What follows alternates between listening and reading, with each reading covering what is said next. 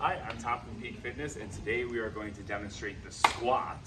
So the squat, simply defined, is hip flexion with knee flexion. There's this conception out there that your knees cannot go forward in squats. They can't flex. That is completely wrong. Your knees can flex.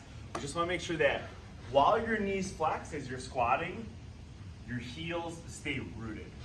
All right, so we want to stay rooted through all of your feet.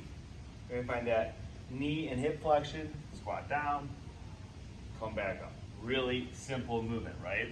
There's a couple of things that we can do to make sure that your squat is a little bit more efficient, all right? So the first thing that we want to do is we want to make sure that we're getting tense at the top of our squat. We want to make sure that our muscles are contracting. So tension, what does it feel like? When I come up to the top of my squat, I want to make sure that I extend through my knees, my quads get firm, I squeeze my glutes together so my glutes get firm.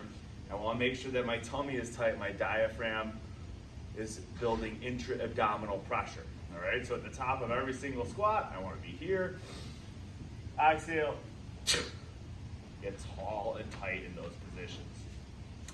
Another thing we can think about is finding an external rotation through our hips as we squat. So as we lower down, we can think about pushing our knees out towards our pinky toes and then driving back up.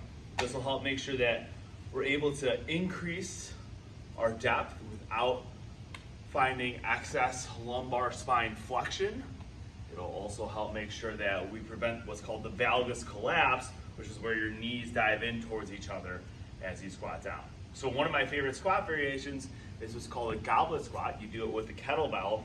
You hold the bell at your chest. You're not holding it with your arms, rather you're holding it with your upper back up against your chest. Your heels will be in, toes slightly outward. You'll take that deep breath in. You're going to push your knees outward, find your hip and knee flexion. Forceful exhale, get tall and tight. Deep inhale, squat down, exhale, tall and tight. And that's how you perform probably the simplest, but still really effective squat variation.